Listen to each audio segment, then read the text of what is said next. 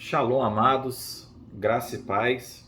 Estamos aqui para dar continuidade, ao livro de Juízes e para encerrarmos, o livro de Juízes com duas histórias que fazem parte da trilogia chamada Trilogia de Belém.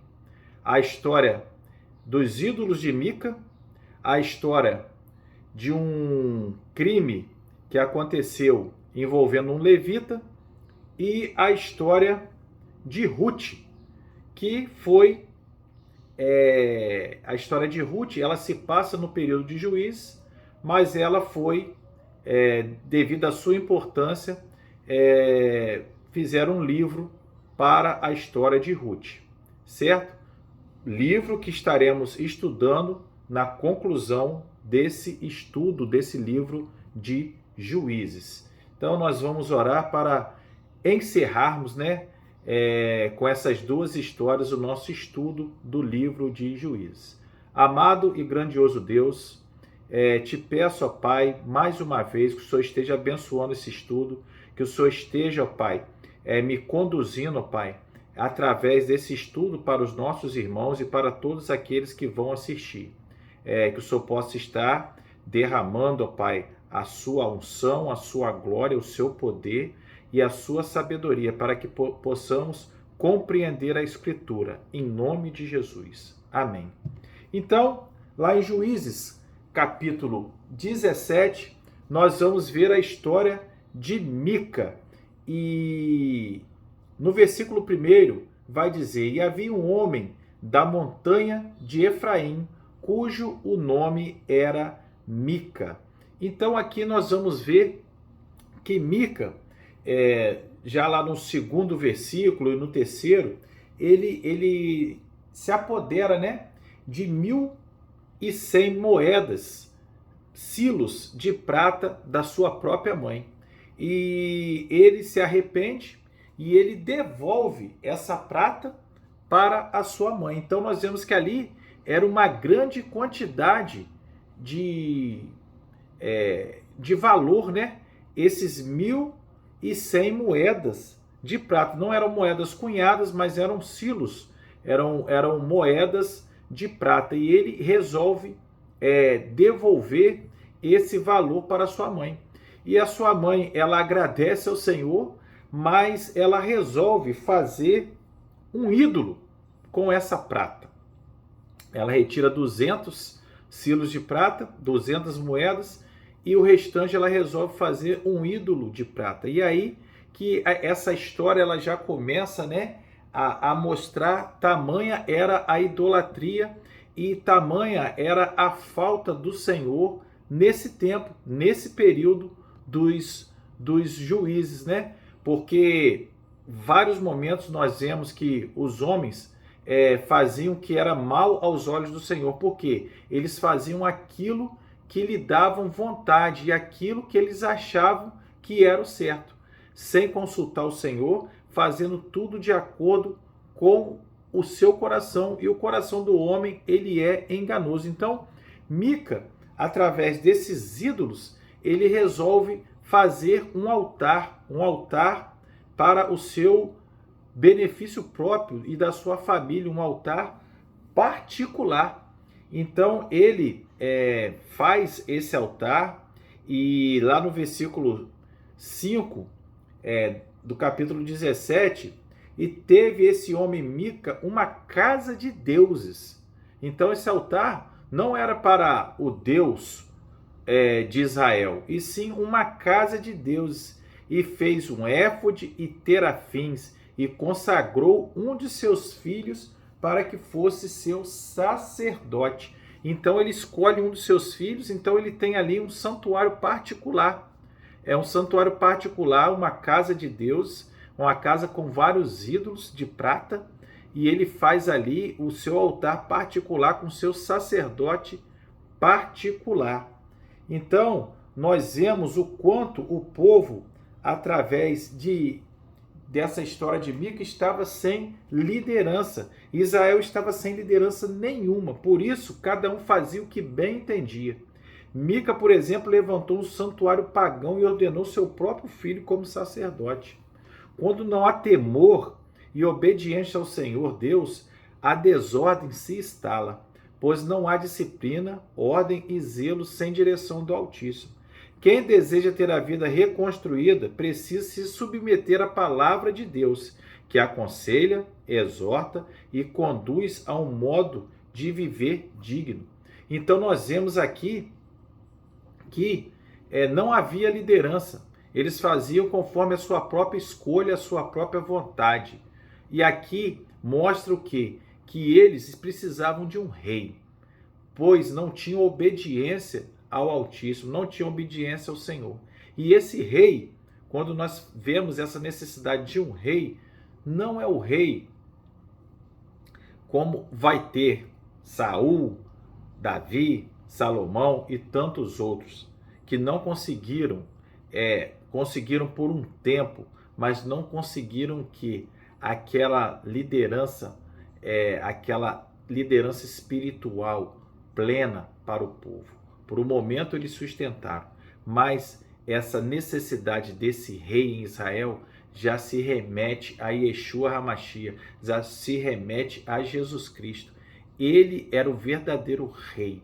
Através de Jesus que nós alcançamos a verdadeira liderança, porque ele é o nosso norte, ele é o nosso alvo, é ele que através do sacrifício dele na cruz, através do sangue derramado, ele nos mostrou a verdadeira esperança, ele nos mostrou ser o nosso rei, aquele que se sacrificou por nós e aquele que através dos seus ensinamentos, através da sua vida, através do seu discipulado, nós encontramos obediência, ordem e paz. Porque o povo de Israel teve reis, mas também foi uma paz finita. E a paz do rei Jesus, a paz de Yeshua HaMashiach, é uma paz infinita, paz que excede todo entendimento. Amém? Então, era disso que o povo estava precisando. Então, nós vemos aqui um povo totalmente perdido, um povo totalmente fazendo aquilo que dava vontade e aquilo que se achava certo, e foi assim que Mica o fez. Então, a história vai continuar e vai mostrar que um levita, ele vai passar pela casa de Mica, e Mica, sabendo, quando ele tem esse encontro e sabe que o levita, né, é aquele que é apto, né, a ser o sacerdote da tribo de Levi, então ele resolve fazer uma proposta para esse levita ser o sacerdote da sua casa de deuses, né? Então Mica disse lá no versículo 10, fica comigo e sê-me por pai e sacerdote, e cada ano te darei 10 moedas de prata, e vestuário, e o sustento. E o levita entrou. Então nós vemos aqui também que o levita ele estava procurando dinheiro e realização pessoal. Então o levita contratado por Mica abriu mão dos privilégios espirituais, porque ele era um peregrino, ele estava vagando através dos seus interesses próprios. Então ele abre mão dos seus privilégios espirituais que ele possuía no serviço sagrado em troca de benefícios próprios. Ele deixou de ser o porta-voz de Deus e de fazer a diferença em uma época de esfriamento espiritual, que é essa época de Juízes, né, para ser um instrumento maligno de propagação de idolatria. Deus sempre está em busca de pessoas tementes e obedientes ao Pai, a Ele, para executarem a sua vontade e os seus desígnios. E mesmo que encontre apenas um que lhe seja fiel e lhe agrade, ele fará obras maravilhosas por intermédio dessa pessoa. Assim como fez por meio de Moisés, de Josué, de Davi e tantos outros heróis da fé. Então, esse levita, ele resolve ficar ali com Mica, né? E Mica consagrou o levita e aquele moço foi para o sacerdote e esteve na casa de Mica. Então disse Mica, lá no final já do capítulo 17, agora eu sei que o Senhor me fará bem, porquanto tem um levita por sacerdote. Então, Mica não era aquele que não tinha conhecimento. Mica sabia dos preceitos e daquilo que era o certo. E na cabeça dele, ele achando agora que por ter encontrado um sacerdote da tribo de Levi, ele estava fazendo o que era agradável ao olho do Senhor. Mas só que antes ele já tinha escolhido um filho dele. Então ele estava fazendo o que era a sua própria vontade no final. Porque ele, e junto com a família dele, criaram um Deus. Eles criaram um Deus através de uma imagem. E muitas vezes, eu não falo nem da imagem física, né? Mas muitas vezes nós criamos um Deus. Nós criamos um Deus de acordo com a nossa vontade, de acordo com uma imagem que nós temos de Deus. Um Deus que o tempo todo perdoa, um tempo todo é misericordioso, um tempo todo que só age através da hipergraça, né? E que nós podemos fazer tudo conforme a nossa vontade, porque esse Deus sempre vai estar disposto a nunca corrigir, mas sempre está disposto a nos perdoar de tudo aquilo que fazemos e contrariamos as Escrituras. Então, o nosso Deus é o Deus das Escrituras, é o Deus da Bíblia, é o Deus que nos revela através da sua palavra. Não adianta fazermos como Mica e criarmos Deus de acordo com o nosso interesse próprio.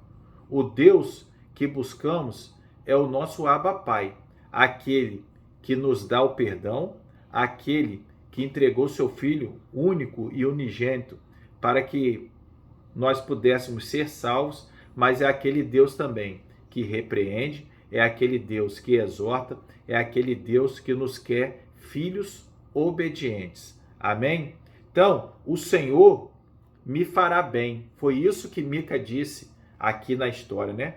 O Senhor estava sendo cultuado de forma totalmente contrária aos ensinamentos da lei de Moisés. Isto é, com um sacerdócio inapropriado e com adoração de imagens, que viola o segundo mandamento.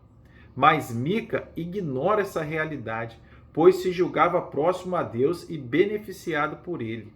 Muitos agem assim também, mesmo sabendo que estão em pecado, tentam convencer a si e aos outros que estão bem, que está tudo bem. E por não terem discernimento, pessoas sinceras são enganadas. Para sabermos se alguém realmente é de Deus, basta seguirmos o que o Senhor Jesus nos ensinou. Observar se há o fruto do Espírito Santo em sua vida, como está escrito em Gálatas 5, 22. Amém? Então, Mica fazia aquilo que era da sua própria vontade e ele estava achando que agora sim ele estava apto por ter encontrado esse levita para ser sacerdote do seu santuário, da sua casa de Deus, de deuses particular. E a história vai passando, e nós lá no capítulo 18, vemos que a tribo de Dan estava procurando um lugar para se estabelecer. Então lá no início do capítulo 18, naqueles dias não havia rei em Israel, e nos mesmos dias a tribo dos danitas buscava para si herança para habitar, porquanto até aquele dia entre as tribos de Israel não lhe havia caído por sorte sua herança. A tribo de Dan, ela, quando Josué divide o território, ela recebe um território que faz parte do povo filisteu. E os danitas, eles não se apoderam da sua herança, porque eles não querem entrar em conflito com o povo filisteu para conquistar a terra. Então, eles abrem mão desse território e eles vão ficar vagando pelo território de Israel em busca de um lugar de herança para habitar. Então, nós já vemos aqui o erro. O erro porque foi determinado que aquela terra seria deles, determinado pelo líder Josué. E eles o quê? Se negaram a enfrentar os filisteus. Então, eles começam a vagar para procurar um território. E os filhos de Dan, eles vão enviar espias. Vão enviar espias para o quê? Que eles tinham essa prática, né, as tribos de Israel, de enviar espias para ver o território, para poder se apossar de terras.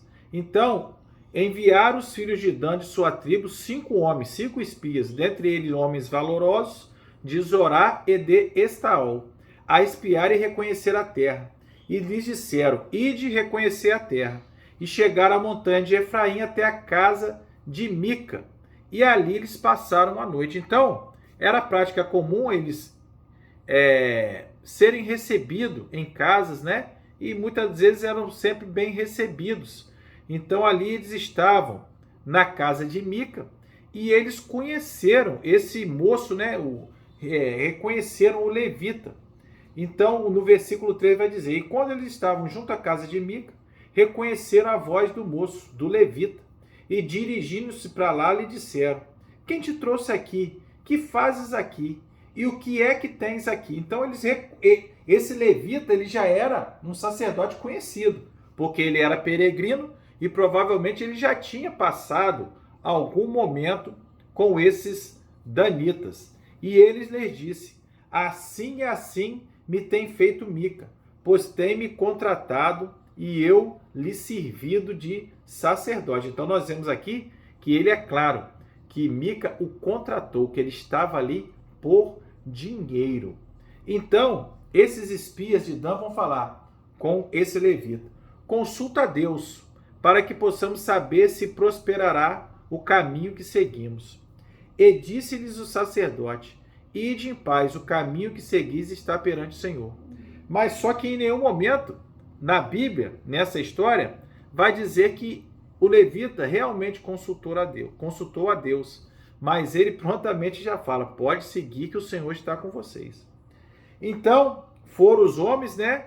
E chegaram a uma cidade chamada Laís. E viram que o povo que havia no meio dela estava seguro conforme o costume dos sidônios, que era um povo quieto, confiado. E nem havia autoridade alguma de reino que por qualquer coisa envergonhasse alguém naquela terra. Talvez estavam longe dos sidônios e não tinham relação com ninguém. Então, eles viram que esse povo da cidade de Laís era um povo indefeso. Era um povo, assim, facilmente de ser conquistado. Então, eles voltam a Zorá e Estaol e seus irmãos perguntam, né?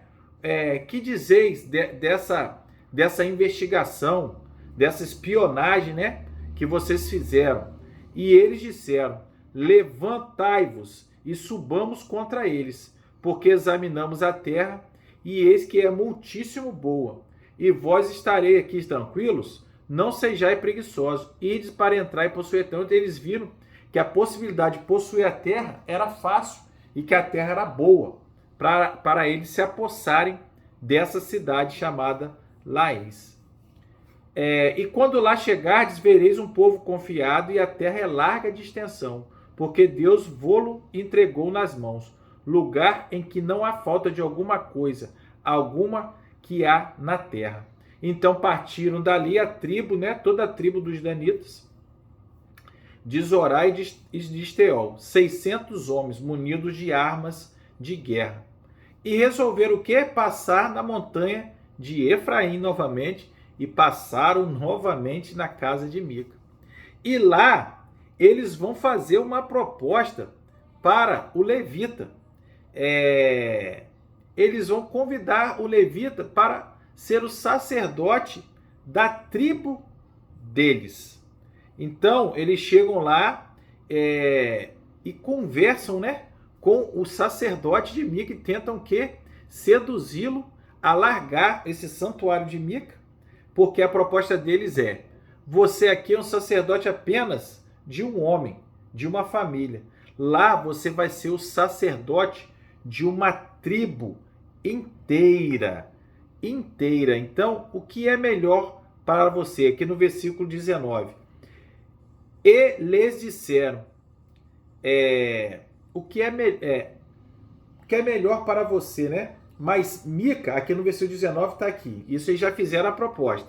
Então, Mica, aí o levita, ele resolve ir com a tribo de Dan. E Mica, eles disseram: cala-te, põe a mão na boca e vem conosco. Isso eles estão falando com o sacerdote. E ser-nos pai e sacerdote.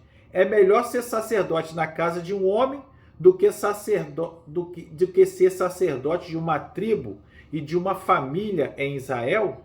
Então eles fazem essa proposta ao levita. Então alegrou-se o coração do sacerdote e ele pega todas as imagens e os deuses de Mica e as esculturas e leva junto para a tribo de Dan. Então nós vemos aqui uma corrupção espiritual. Não era somente o povo que estava corrompido. O levita, que fora transformado em falso sacerdote, né, também estava tomado pelo espírito de ganância. E ele, que deveria servir somente ao Altíssimo e fazer a sua vontade, estava disposto a servir falsos deuses em prol de dinheiro, poder e posição.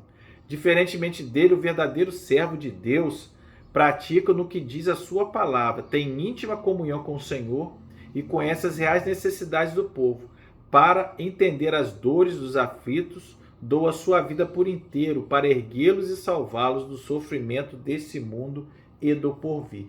Mas nós vemos aqui que o levita, ele estava apenas procurando, né, o seu bem-estar, apenas procurando a sua realização pessoal e a sua realização financeira e a ganância, né, pelo poder. Então ele vai com esses homens e nós vamos ver na história que Mica ele resolve, né? Eu já estava até falando sobre isso aqui, mas Mica, nós vemos que é nos versículos agora aqui posteriores, né? Mica, ele resolve ir atrás do seu sacerdote, porque ele fica revoltado com essa atitude, ele fica decepcionado, ele fica triste porque roubaram os seus deuses. Então, nós vemos que esses deuses, como os ídolos de Mica, Mica depositou a sua fé, depositou tudo nesses deuses que não são o verdadeiro Deus. E esses deuses sempre vão decepcionar, porque o verdadeiro Deus, o nosso Abba Pai, o nosso Eterno, o Altíssimo, o Criador dos céus e da terra, ele não nos decepciona. Mica, ele vai se decepcionar porque ele estava adorando um ídolo de prata, não estava adorando o verdadeiro Deus. E ele estava com um sacerdote ali que estava entregue à ganância, entregue ao dinheiro, entregue aos seus interesses próprios. Então tudo ali, o cenário estava propício para quê? Para essa história dar errado. Essas duas histórias, muitas das vezes nós vemos até assim, nós não encontramos vários pregadores pregando, né, sobre essas histórias, porque são histórias que não têm um final feliz. São histórias que nos remetem a uma reflexão, né?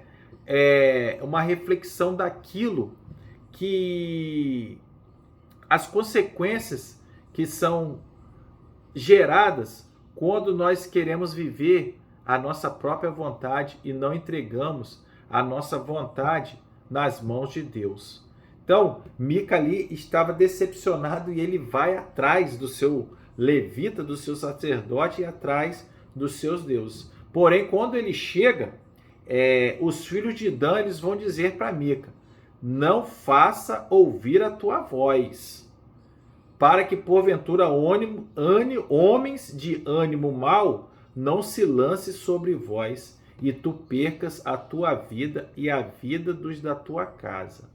Assim seguiram o seu caminho os filhos de Dan, e Mica, vendo que eram mais fortes do que eles, virou-se e voltou à sua casa. Eles, pois, tomaram o que Mica tinha feito, e o sacerdote que tivera, e chegaram à cidade de Laís, a um povo quieto e confiado, e os feriram a fio da espada, e queimaram a cidade a fogo. E ninguém houve que os livrasse, portanto estavam longe de Sidom, e não tinham relações com ninguém, e a cidade estava no vale que está junto a Bet-Reobote. Depois reedificaram a cidade e habitaram nela. E chamaram o nome da cidade Dan, conforme o nome de Dan seu pai, que nascera a Israel, e era, porém, antes o nome desta cidade Laís. Então, nós vemos aqui que Mica faz um ídolo, faz o seu Deus e fica sem o seu Deus. Mica contrata um sacerdote, mas esse sacerdote tem uma proposta melhor e abandona Mica por dinheiro. E aqui é algo interessante no final dessa história, que nós vemos que e os filhos de Dan levantaram para si aquela imagem de escultura que era de Mica. E Jonatas, filho de Gerson, neto de Moisés, ele e seus filhos foram sacerdotes dos danitas até o dia do cativeiro da terra. Então nós vemos aqui que esse sacerdote, esse levita, né, simplesmente há escrituras que falam que que Gerson era filho de Manassés, mas há já traduções que falam que Gerson, esse Gerson aqui, pai desse levita Jonatas, dessa história, era o filho do próprio Moisés. Então nós vemos que como, né, as pessoas quando não buscam ao Senhor, mesmo sendo de uma descendência como a de Moisés, sendo neto de Moisés, as pessoas podem se corromper, porque a única coisa que faz você não se desviar do caminho é ser reto, obediente e fiel a Deus. Não importa se seu pai é pastor, se seu avô foi pastor, se foram homens do Senhor. Se nós não tivermos a nossa atitude de buscarmos obediência, de buscarmos seguir aquilo que está nas Escrituras, de buscarmos ao Senhor e a condução de Deus através do seu Espírito Santo para nossas vidas, se não buscarmos Jesus para ser o nosso alvo, o caminho para a corrupção espiritual, ele é largo demais. Então, mesmo aqueles que têm essa herança de ter um avô, um pai, que foram ou são, né, sacerdotes, nós temos que buscar a nossa salvação, a nossa obediência e a nossa conduta cristã, seguindo os ensinamentos de Jesus. Assim termina essa história de Mica e seus ídolos, abandonado por um Deus que foi feito de uma escultura de prata, porque preferiu criar um Deus ao invés de seguir o verdadeiro Deus. Possamos refletir nessa história de Mica. E a segunda história começa em Juízes 19 e vai ser uma história muito triste, uma história pesadíssima, uma história onde nós temos um outro levita que tem uma concubina. E essa concubina, ela é como se fosse uma segunda esposa, né? E essa concubina, muitas das vezes, era usada apenas para o prazer sexual, para a vontade do marido. Funcionava como um objeto. E ela, tendo essa vida dessa maneira, a história vai dizer, lá em Juízes 19, capítulo 1. E aconteceu também naqueles dias que não havia rei em Israel. Você vê que o autor ele sempre vai enfatizando isso, que não tinha uma liderança, não tinha um rei.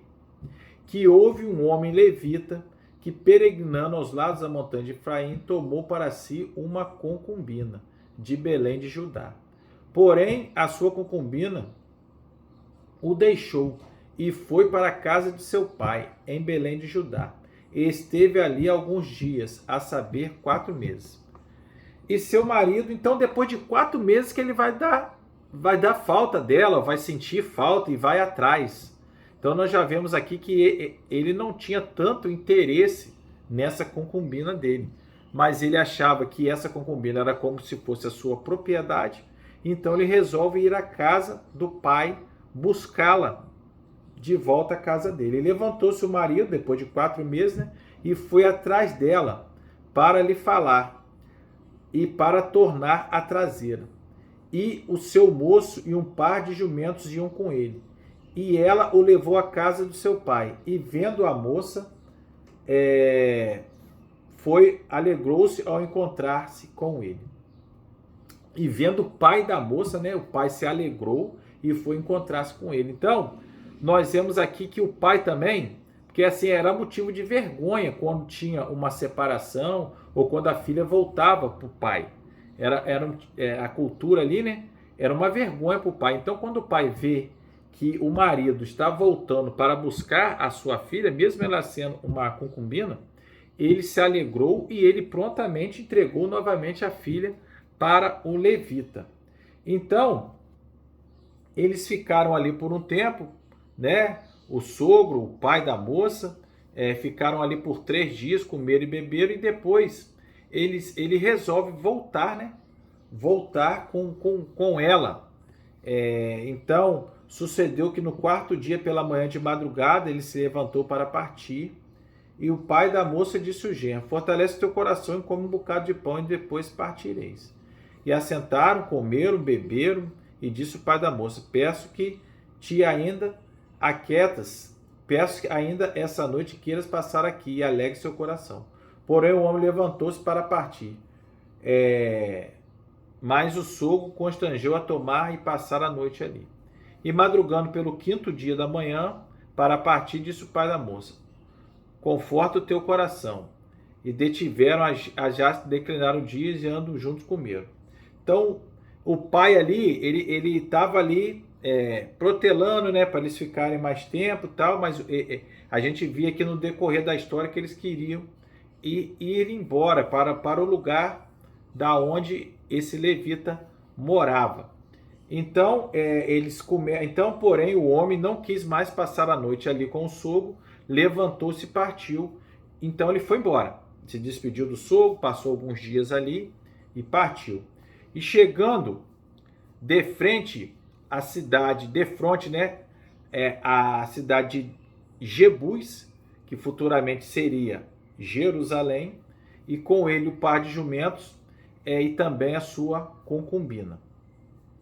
Estando, pois, já perto de Jebus e tendo ali já passado muito dia, disse o moço ao Senhor: vamos agora e retiramos dessa cidade dos jebuseus e passaremos a noite ali.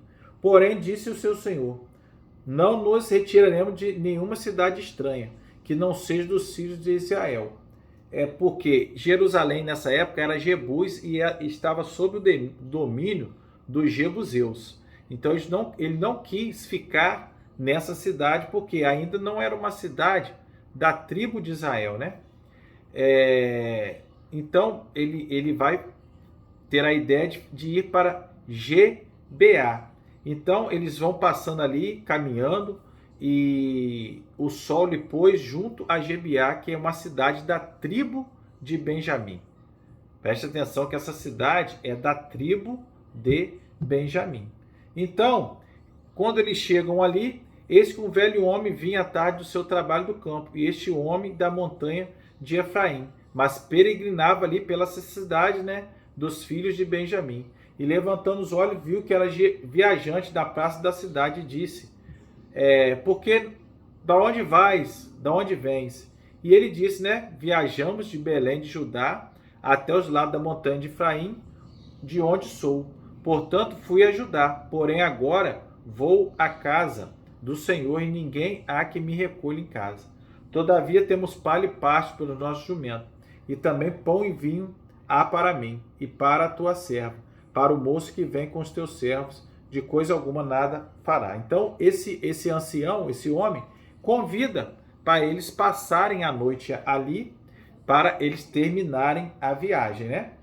Então disse o ancião: a paz esteja contigo, tudo quanto te falar, fique ao meu cargo, tão somente não passas a noite na praça. Então, eles, alegando o coração, ficaram ali e se estabeleceram ali para passarem aquela noite. Então, se alegaram o coração, estando eles alegrando o coração, né? A mulher na casa desse ancião, junto com o levita, eis que homens daquela cidade, da tribo de Benjamim, homens que eram filhos de Belial, cercaram a casa, batendo a porta, e falaram ao ancião, senhor da casa, dizendo: tira para fora o homem que entrou na tua casa, para que o conheçamos. E o homem da casa saiu, e eles disse-lhes: não, irmãos meus, orais, não façais semelhante mal, já que este homem entrou na minha casa, não façais tal loucura. Esse, para que os conheçamos, era, no caso, eles queriam abusar sexualmente desse levita. A proposta, quando eles bateram na casa do ancião, era para o ancião colocar o homem para fora, porque eles queriam abusar sexualmente dele.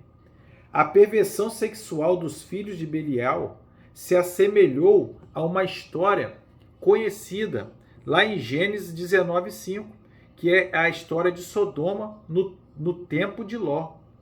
Posteriormente, essa expressão passou a denotar todos os homens perversos, imorais, cruéis, profanos, violentos, obstinados e rebeldes à lei de Deus, em uma linguagem mais clara, filho do próprio diabo. Então, esses homens, eles eram homens maus, como aqueles homens que estavam lá em Gênesis também querendo estuprar aqueles homens que estavam ali naquela passagem de Gênesis, onde aqueles homens estavam ali também à procura de perversidade sexual. Então, a história vai se desenrolando, porque o que acontece aqui? É uma história parecida. Por quê? Porém, aqueles homens não quiseram ouvir.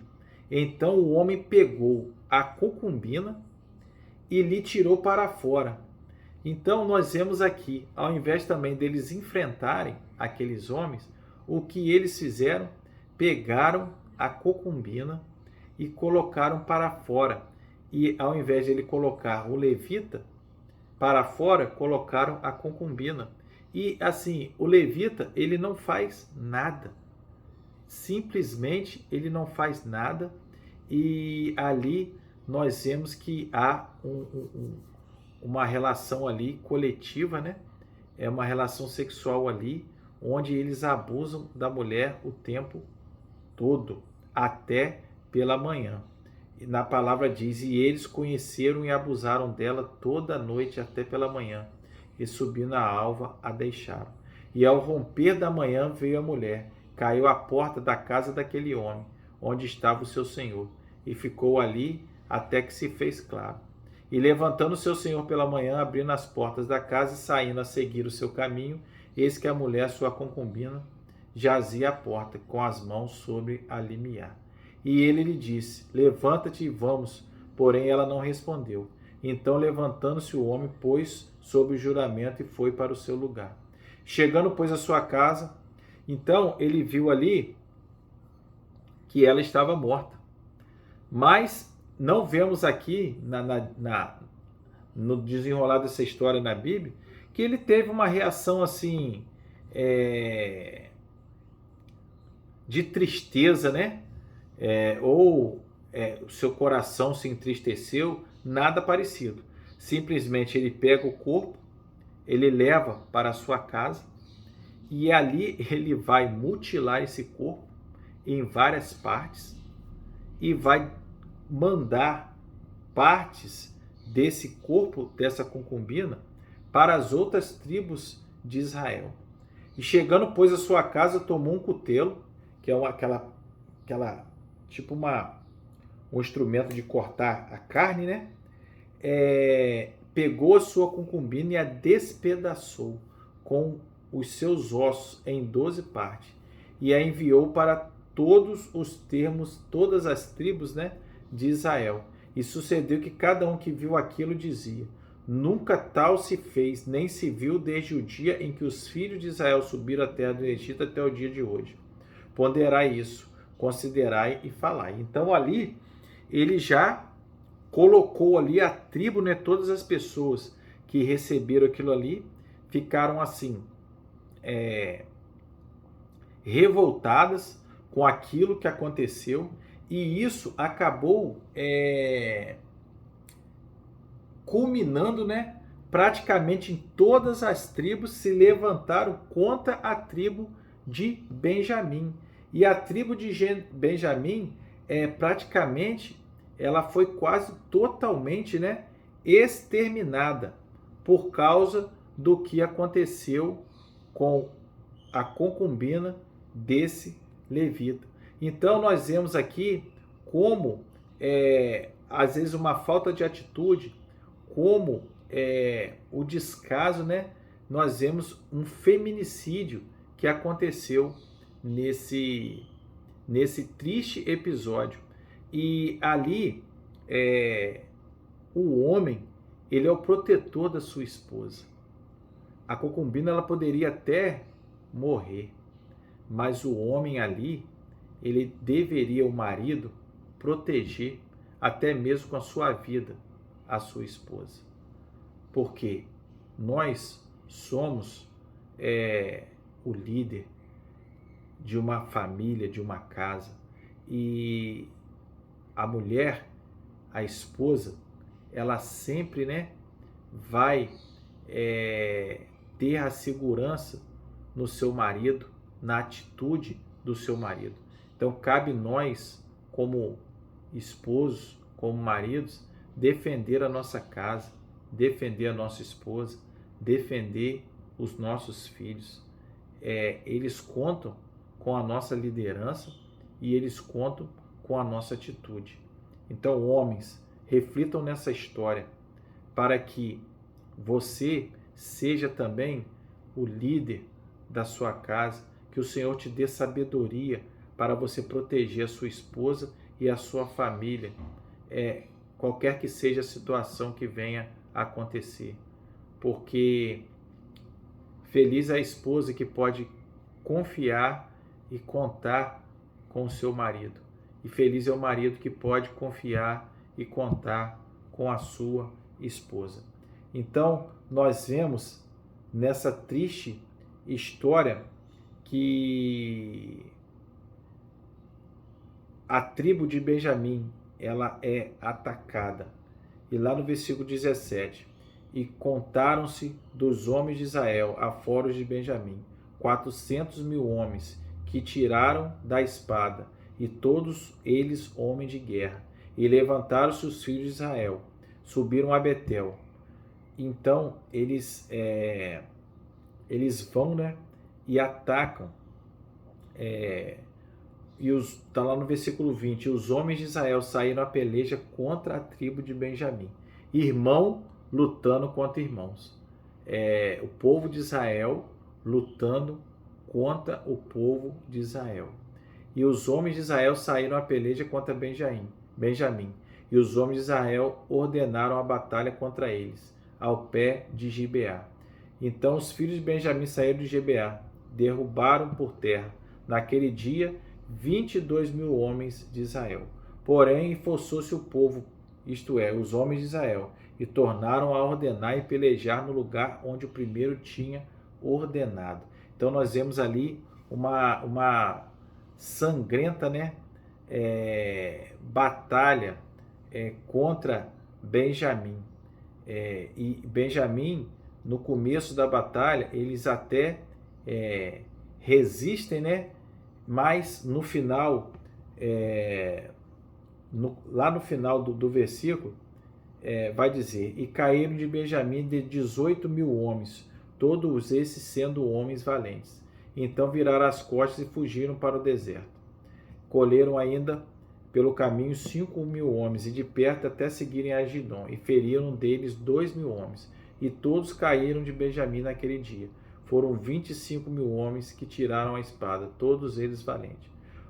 Então, só sobraram da tribo de Benjamim 600 homens, que fugiram para o deserto. E os homens de Israel voltaram para os filhos de Benjamim, feriram a fio da espada, desde os homens da cidade até os animais, até tudo quanto achavam, como também todas as cidades, quanto acharam, puseram fogo. Então só sobraram 600 homens da tribo de Benjamim. Como que uma situação ela vai se tornando assim, sai do controle, a ponto de uma tribo quase ser exterminada. Então, só que no final do capítulo 21 aqui, eles vão chegar à conclusão que eles não querem esse extermínio total da tribo. Então, toda a assembleia enviou e falou aos filhos de Benjamim, lá no capítulo 21, versículo 13. Falou aos filhos de Benjamim, que estavam fugidos para o deserto, e proclamaram ali a paz. E ao mesmo tempo voltaram os benjamitas, esses 600 que sobraram. E o povo da tribo deram a eles mulheres que haviam guardado com vida, das mulheres de Gileade, para essas ainda não lhe bastaram. Então o povo se arrependeu por causa de Benjamim, porquanto o Senhor tinha feito brecha nas tribos de Israel. E disseram os anciãos da assembleia: que faremos acerca das mulheres que restaram, pois foram destruídas as mulheres de Benjamim. Disseram mais: tenha Benjamim uma herança do que resta, e não seja destruída nenhuma tribo de Israel. Então, nós vemos no final, no versículo 25, que resume esse livro de Juízes. Naqueles dias não havia rei em Israel, porém cada um fazia o que parecia reto aos seus olhos. O livro termina ressaltando que durante o período de governo dos juízes, o povo de Israel abandonou os preceitos divinos para seguir a sua própria vontade. Mas essa situação é ainda atual, pois mesmo com o passar dos anos, as pessoas continuam acreditando que podem viver conforme as suas próprias opiniões e conceitos. Quem se acha reto e justo aos seus próprios olhos, dificilmente vai dar crédito ao que diz a palavra de Deus, entende? No entanto, ela contém o padrão, a palavra contém o padrão perfeito de uma vida justa e realizada. Só mesmo quem pratica os sábios conselhos da palavra do Senhor torna-se bem sucedido em todos os sentidos. Amém? Então, que possamos nunca seguir a nossa própria vontade e o nosso coração que é enganoso, mas sempre seguir a palavra do Senhor. Essas duas histórias nos retratam isso, que fazer o que é agradável aos nossos olhos nem sempre é fazer a vontade de Deus. Que a vontade de Deus e que a nossa vontade seja sempre aquela que está nas Escrituras. Porque a Bíblia é um manual que nos dá a direção para o caminho reto, para o caminho da glória, para o caminho dos céus. Muito obrigado por essa oportunidade de vocês estarem estudando comigo. Encontro vocês no próximo livro, que será o livro de Ruth, uma história linda que tem a ver com a descendência de Jesus. Que essas histórias desses tantos juízes, Gideão, Sansão, possa, né, Otiniel, Jafté, Débora, Baraque, possa ter ensinado, trazido ensinamento para vocês. E que esse estudo possa ser para a honra e glória do Senhor em todo aquele que busca, para todos aqueles que buscam, né, conhecimento e entendimento da palavra. Fiquem com Deus. Shalom, shalom.